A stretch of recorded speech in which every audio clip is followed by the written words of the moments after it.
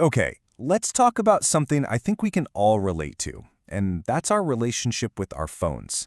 We're going to dive into a really simple but kind of profound idea about finding the space, the gap, between the urge to do something and the action of actually doing it.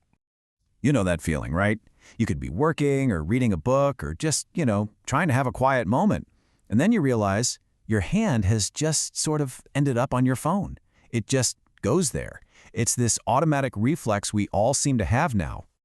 So let's put a name on this thing. We'll call it the automatic reach. And just understanding what it is, well, that's the first step to changing it.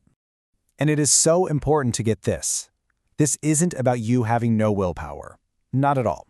This is a habit that's been drilled into us, It's a loop.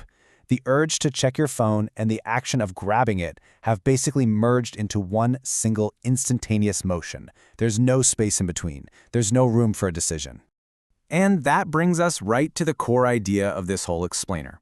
If the problem is that there's no space between the urge and the action, well then the solution has to be creating that space. Because inside that little gap, that's where everything changes.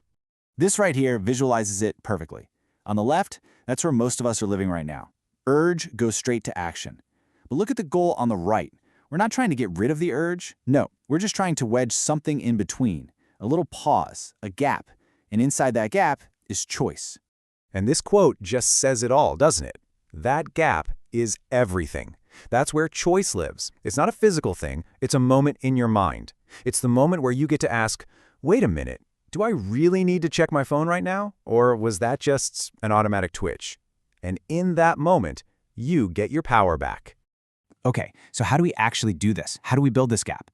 It's actually way simpler than you might think. It really just comes down to a simple, hourly practice. Now, I know when you hear the word mindfulness, you might be picturing someone sitting on a meditation cushion for like 30 minutes. But this is not that. This is a practice you can do right in the middle of your busy, real life. No special equipment, no need to find a quiet room. So here it is, 4 simple steps.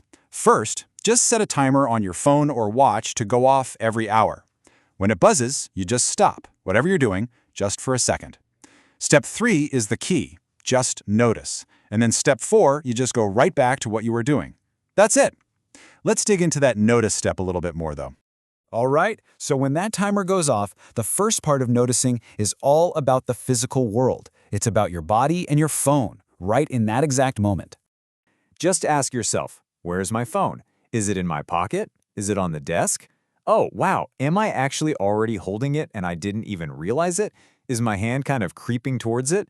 Just observe what's physically happening with you and your phone. Okay, so after you've checked in with the physical stuff, the second part of noticing is to turn your attention inward. You're going to check in with your emotional state. What are you actually feeling right now?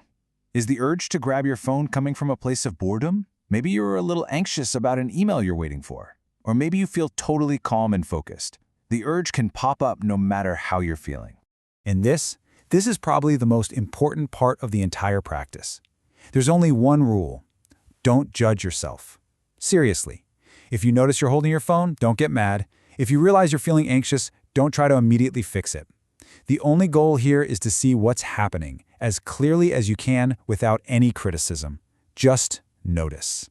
So what's the big payoff here? Why do this simple little check-in every hour? Well, this is where it all comes together. This is all about discovering where your choice truly lives. See, every time your timer buzzes and you do that little check-in, you're basically doing one rep of a mental exercise. You're training your awareness muscle. Just by watching your mind's automatic reactions again and again, you start to loosen their grip on you. I mean, think about it. If you just do this during a typical workday, that's a dozen times. 12 different moments in a single day where you've consciously paused and observed this automatic habit. That is a serious workout for your brain. And this is the end game. It's not going to happen the first time, maybe not even the 10th, but eventually you'll feel that little pull, that urge to reach for your phone. And because you've been practicing, you'll notice it as it's happening. And boom, there's your gap. And in that gap, you can make a choice. That is what taking back control feels like. Look, this isn't about throwing your phone away or never using it again. Of course not. It's about making sure that when you do use it, it's because you consciously chose to. So, the next time you feel that little tug, that automatic reach starting to happen, What are you going to choose?